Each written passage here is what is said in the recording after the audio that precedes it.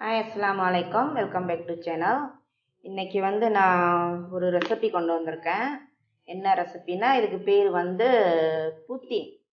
என்ன பூட்டின்னு பார்க்காதீங்க, பேர் பூத்தின். இது கனடாவில் ஒரு ட்ரெடிஷ்னல் டிஷ்ஷு. 1950 இந்த ஃபுட்டு அங்கே ஃபேமஸாக ஒருத்தர் மூலமாக அறிமுகமான ஃபுட்டு இது அங்கே. ஸோ இதுக்கு என்ன வேணுண்டா, உருளைக்கிழங்கு ஃபஸ்ட்டு. இதுக்கு மெயினாக உருளைக்கிழங்கு தான் ஃபஸ்ட்டு, செகண்ட்லாம் கிடையாது. இது 4 உருளைக்கிழங்கு எடுத்துருக்கிறேன். நாளை இந்த மாதிரி நீல வாக்கில் நம்ம கேக்ஸ்லாம் வாங்குவோம்ல, அந்த மாதிரி கட் பண்ணியிருக்கோம். அது மாதிரி தான் நம்ம பொரிச்சு எடுக்க போகிறோம் இப்போ இதை ஃபஸ்ட்டு. ஸோ எப்படி நான் அதை பொரித்து அதை செய்கிறேன் அப்படின்னு பார்ப்போம். ஏன்னா ஒவ்வொருத்தருக்கும் சில பேர் வெளிநாட்டு டிஷ்லாம் ட்ரை பண்ண ஆசைப்படுவீங்க. ஸோ அதில் ஒரு டிஷ்ஷு தான் இதை. நீங்களும் உங்கள் வீட்டில் செஞ்சு பார்க்கலாம். அந்த மாதிரி இன்றைக்கி நான் அதை செஞ்சு காட்ட போகிறேன் உங்களுக்கு. ஓகே, இப்போ நல்லா சட்டி சூடு வந்துருச்சு. எண்ணெய் ஆட் பண்ணுவோம். இதுக்கு எண்ணெய் கொஞ்சம் கூடுதலாகவே ஆட் பண்ணிக்கிறணும். ஏன்னா எண்ணெயில் அது நல்லா உள்ளுக்கு போட்டு நல்லா வேக வைக்கணும். குறவு எண்ணெய் ஊற்றணும்னு சொன்னால் அதில் எண்ணெய் பிடிச்சிக்கிறோம். ஓரளவு கொஞ்சம் கூடவே நம்ம நார்மலாக ஆட் பண்ணுறதோட கூடவே ஆட் பண்ணிக்கிறணும். அதேமாதிரி வீட்டில் நீங்கள் எல்லோரும் இந்த மாதிரி செஞ்சுருப்பீங்க. இந்த ரெசிபி செஞ்சுருக்க மாட்டீங்க. இது மாதிரி வேறு பேரில் செஞ்சுருக்கலாம். ஓகே, எண்ணெய் சூடு ஓகே ஓரளவுக்கு வந்துருச்சு.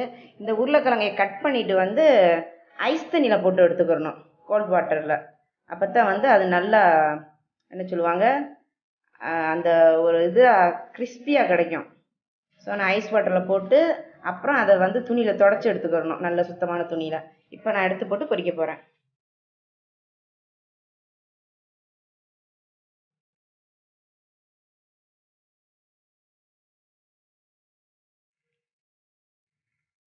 இதை அப்படியே அள்ளி போடக்கூடாது, கொஞ்சம் கொஞ்சமாக போடணும். அப்போ தான் அது நல்லா தனித்தனியாக பொரிஞ்சு வரும் நல்லா. சில பேர் அதை ஐஸ் பெட்டியில் கூட வச்சுட்டு இது பண்ணுவீங்க, எடுத்து பொரிப்பீங்க. இதுக்கு முக்கியமாக ஐஸ் வாட்ரு வேணும், அவ்வளவுதான்.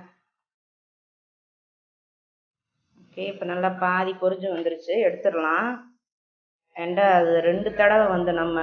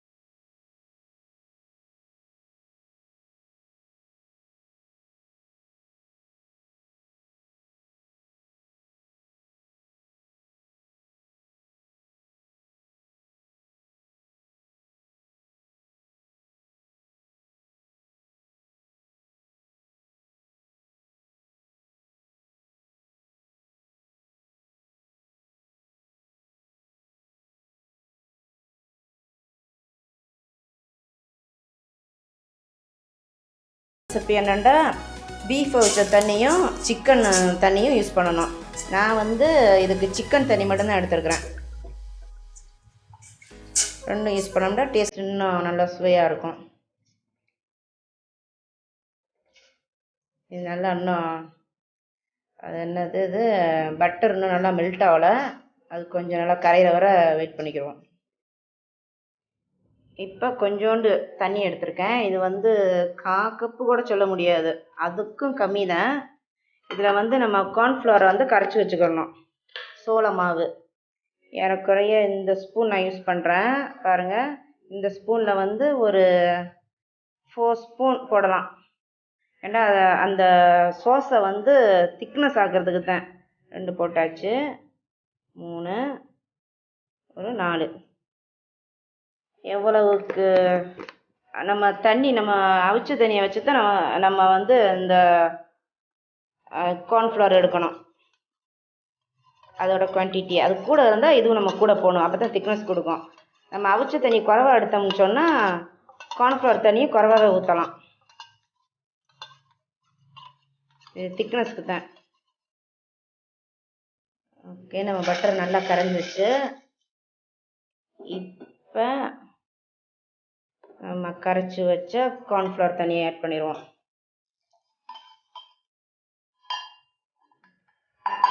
அப்புறம் பிளாக் பெப்பர் போடணும். இது ஒரு ஏறக்குறைய ஒரு ஸ்பூன் இல்லை, இந்த அளவுக்கு, இந்த ஸ்பூன் அளவில் ஒரு இது போடுறேன். போட்டுட்டு நல்லா மிக்ஸ் பண்ணி விட்டுருங்க. அதுக்கு அடுத்ததாக உப்பு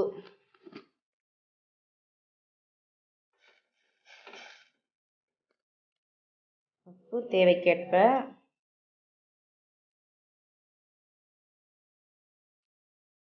ஓகே, டேஸ்ட் பண்ணிட்டு தான் பார்க்கணும்.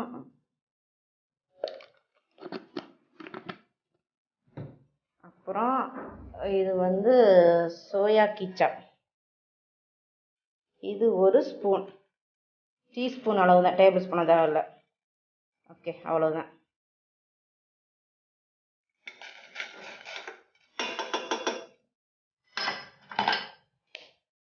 எல்லாத்தையும் போட்டு நல்லா மிக்ஸ் பண்ண வேண்டியதான், திக்னஸாக வரணும்.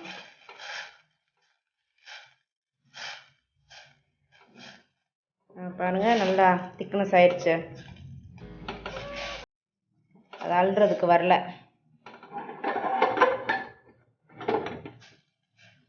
ஓகே, என்ன ஒரு 2-3 மினிட்ஸ் மிக்ஸ் பண்ணிட்டு இப்படி இருக்கணும்.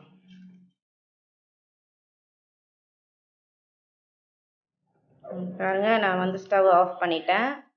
இந்த பதத்துக்கு வரும். இது மாதிரி நம்ம கேஎஃப்சியில் வாங்கியிருப்போம்ல, ஏறக்குறைய அந்த பதம் தான். அவ்வளோதான். இதை நம்ம இப்போ எப்படி சர்வ் பண்ண போகிறோம்னு காட்டுறேன். இப்போ வந்து நம்ம எப்படி சர்வ் பண்ணுறதுன்னு காட்டுறேன். ஃபஸ்ட்டு இது வந்து நம்ம ஆல்ரெடி ஃப்ரை பண்ண பொட்டேட்டோ, உருளைக்கிழங்கு 2 தடவை ஃப்ரை பண்ணிட்டோம். இருந்தாலும் வந்து அந்த கிறிஸ்பி நமக்கு வரல. எல்லாம் பர்ஃபெக்டாக கடையில் செஞ்ச மாதிரி வராதுல்ல, ஏதாவது ஒரு மிஸ்டேக்காக தானே வரும். ஸோ அதில் ஒன்று தான் இதுவும். அது வந்து நம்ம பொரிச்ச எடுக்குமே நல்லா கிறிஸ்பியாக வருது. அப்புறம் கொஞ்சம் நேரம் சென்று அந்த மாதிரி ஆயிடுது.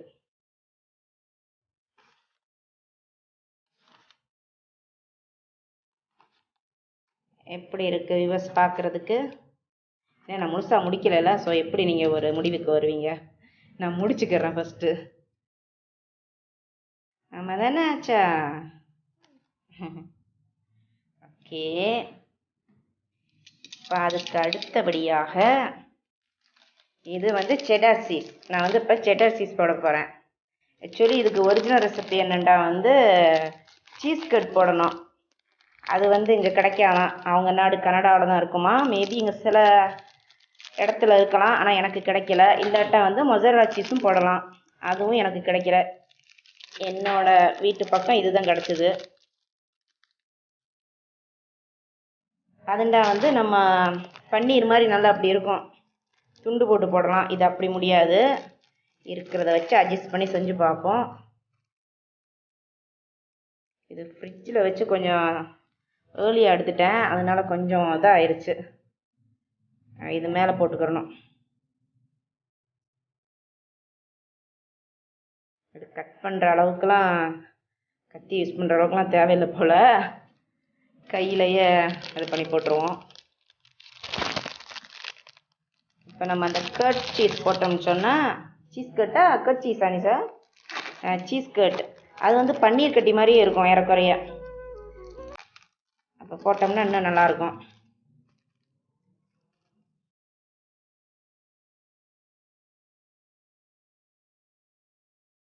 இப்போ இது மேலே நம்ம வச்ச சோஸை வந்து ஊற்றிடுவோம். ஓகே, பார்த்தீங்களா எப்படி இருக்குண்டு? இதுக்கு மேலே தான் வந்து சோஸ் ஆட் பண்ண போகிறோம். ஓகே, பாருங்கள், நம்ம சோஸ் நல்லா திக்காக வந்துருச்சு. பார்க்க சூப்பராக இருக்குது. ஃபர்ஸ்ட் டைம் செஞ்சுருக்கேன், ட்ரை பண்ணி பார்ப்போம். இது மேலே அப்படியே ஊற்றிட வேண்டியதான்.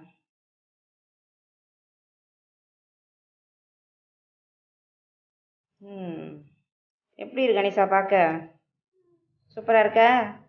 கொஞ்சம் சொல்லுப்பா, நல்லா இருக்காண்டு. சாப்பிட்டு பார்த்தது தெரியுமா? இந்த லுள்ளு தானே வேணாங்கிறது. ஓகே, இவ்வளோ போதும் தானே? ஓகே, இப்போ இதுக்கு மேலே நம்ம ஒரு டெக்கரேஷன் செய்ய போகிறோம். ஆனால் இது வந்து கனடா ரெசிபியில் இல்லை, இது நம்ம சொந்த எடிட்டட். இது வந்து நமக்கு தேவைப்பட்ட நம்ம போட்டுக்கலாம். பொரிச்ச முந்திரி, இது வந்து இப்போ ஓன் ரெசிபியாக கொஞ்சம் மாற்றிட்டோம் நம்ம. அதை உண்மையான ரெசிபியில் இது இல்லை.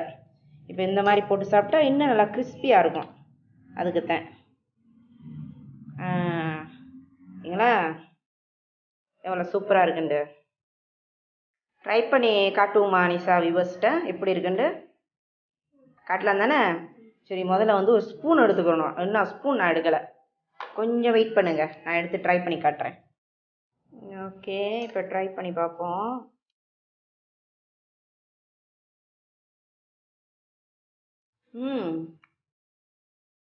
இது ஒரு மாதிரியான டேஸ்ட்டில் இருக்கு, ஏன்னா சூப்பராக இருக்கு. இது வந்து ஒயிட் ரைஸு, சப்பாத்தி இந்த மாதிரிலாம் நான் சொல்ல முடியாது. இது வந்து ஒரு ஸ்நாக்ஸாக ஈவினிங்கு இல்லை எப்போல்லாம் நமக்கு தேவையோ அப்போல்லாம் செஞ்சு சாப்பிட்லாம். சின்ன பிள்ளைங்களும் செஞ்சு கொடுக்கலாம். அந்த மாதிரி ஸ்நாக்ஸ் தான் இது. இது வந்து நம்ம லஞ்சுக்கு தான் சாப்பிடணும், டின்னருக்கு தான் சாப்பிடணுன்னா இல்லை. ஆனால் அவங்க நாட்டு கனடாவில் எப்படி சாப்பிடுவாங்கன்னு எனக்கு தெரியாது. ரெசிபி மட்டும் தான் நமக்கு தெரியும். என்ன வேஸ் உங்களுக்கு பிடிச்சிருக்கா? உங்கள் வீட்லையும் ட்ரை பண்ணி பாருங்கள், நல்லாயிருக்கும். மீண்டும் நம்ம அடுத்த வீடியோவில் சந்திக்கும் வரை அன்புடன் உங்கள் ரோசினா. பாய்.